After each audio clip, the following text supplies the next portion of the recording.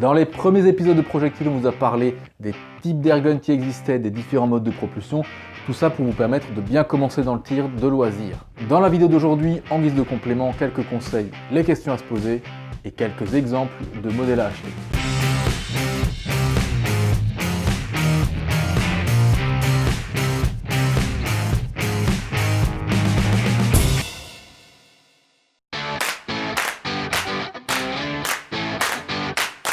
Comme toujours, le choix final n'appartient qu'à vous, mais on peut essayer de vous donner des pistes pour savoir quel AC vous correspondra le mieux. Un truc qu'on voit pas mal sur les forums et qui marche plutôt bien, c'est de se faire un cahier des charges. Un cahier des charges, ça veut dire définir ses besoins, ses moyens et ses envies pour trouver le produit qui correspond au maximum à vos critères. Et le premier des critères à prendre en compte, c'est le budget. Fixez-vous une limite à ne pas dépasser et n'oubliez surtout pas que vous aurez aussi besoin d'accessoires, lunettes par exemple selon les distances, compresseurs si vous voulez une PCP, etc. Deuxième point dans votre cahier des charges, pour faire quoi? C'est déjà bien si vous êtes capable de dire je veux faire que du loisir, du plinking par exemple, ou bien je veux faire de la cible. Pour marquer du point en cible, la carabine se doit un minimum d'être précise. Sinon, ça peut vite devenir frustrant. Par contre, pour le plinking, c'est moins grave si votre carabine ne groupe pas dans 1 cm à 25 mètres, puisque le but c'est juste de s'amuser à tirer dans des boîtes de conserve. Mais bon, une carabine précise peut aussi servir à faire du plinking.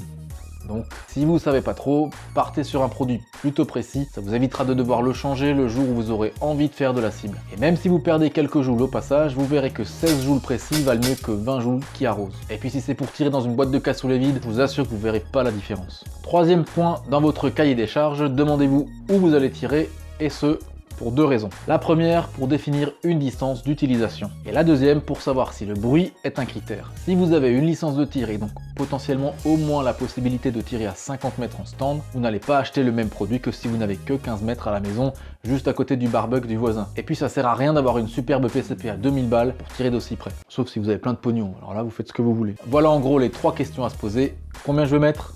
Qu'est-ce que je veux en faire? Et dans quelles conditions vais-je tirer?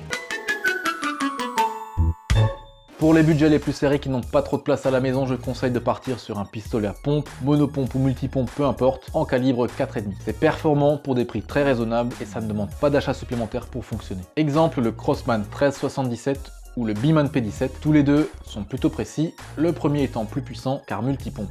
On les trouve à moins de 100 € pour le Crossman et moins de 70 pour le Beeman. Ce dernier étant plus axé entraînement type match. En plus de ça, leur puissance suffit pour du plinking à 10 voire 15 mètres, même si de ce côté-là, c'est le Crossman qui l'emporte. Si l'achat de sparklets de CO2 ne vous rebute pas malgré leur coût, le CP2 de chez Artemis fait à la fois pistolet et carabine, et sa précision est reconnue par tous ceux qui l'ont, dont moi. Toujours pour les budgets serrés qui ont de quoi se faire un petit 20 ou 25 mètres en toute sécurité, je conseille un combo carabine à ressort plus lunettes, toujours en calibre 4,5. Encore une fois, les AC à ressort sont autonomes, je l'ai déjà dit, du coup pas besoin d'acheter autre chose que des plombs, et en plus dans ces combos vous aurez une lunette d'entrée de gamme certes, mais tout de même suffisante pour débuter. Pour bien choisir, ne cédez pas aux arguments à la con du genre carabine tactique type sniper, ou bien la carabine la plus puissante avec ses 320 mètres par seconde. La plupart du temps, c'est rien d'autre que du racolage. Par exemple, la Hammerly Black Force 880 est un excellent choix. Sinon, guettez les promos sur les combos, c'est assez courant sur internet. Hammerly ou Crossman par exemple sont des noms connus de l'AC, et si vraiment vous n'avez que 100 € pour votre première carabine, vous trouverez chez eux quelque chose de correct. Vous ferez pas les JO avec, mais ça vous permettra de bien débuter. Si vous avez un peu plus de pognon, mais pas trop de place, le Zoraki HP01 est un pistolet multipompe puissant et précis. Il n'est pas donné, c'est vrai, plus de 200 €, mais il a une excellente réputation. En plus, vous pouvez lui rajouter une crosse type carabine en accessoire si jamais vous voulez augmenter les distances de tir, et il existe aussi en calibre 5,5. Le Weiroche HW40 a également une réputation d'excellence, moins puissant certes, mais monopompe, il est idéal pour l'entraînement au 10 mètres. On le trouve à partir de 150 €, mais que en calibre 4,5. Ensuite, si vous avez du fric et de la place, tous les modèles que je viens de vous citer sont déjà des bons choix. Mais si vous avez un grand terrain isolé avec de quoi tirer à au moins 50 mètres, voire plus, je vous conseille une belle carabine PCP, surtout si vous avez une licence de tir. Ah, il y en a encore un là. Je ne vais pas vous citer de modèles précis parce qu'il y en a vraiment trop et que quand on a le budget, on a le choix. Il y a des marques qui ne déçoivent pas comme par exemple FX Airguns, Air Arms, Daystate, Weiroche, etc. J'en oublie plein. Le budget n'étant pas un souci dans ces cas-là, je vous conseille au minimum le calibre 5,5 pour cette distance. Il semblerait que le meilleur compromis stabilité, puissance, autonomie soit le calibre 6,35, mais ça reste une affaire de goût. Alors si vous voulez plus gros, prenez plus gros quand on a le budget. faut se faire plaisir. Enfin, un dernier point, je vous conseille d'aller sur les forums pour poser vos questions de débutants. Il y a toujours des gens sympas pour vous répondre, même si le sujet a été évoqué des millions de fois. Des milliards de fois. Prenez en compte les avis qui vous semblent constructifs, mais au final, vous serez le seul à décider, donc ne vous prenez pas la tête trop longtemps. Évitez les produits qui semblent déconseillés par des gens qui les ont.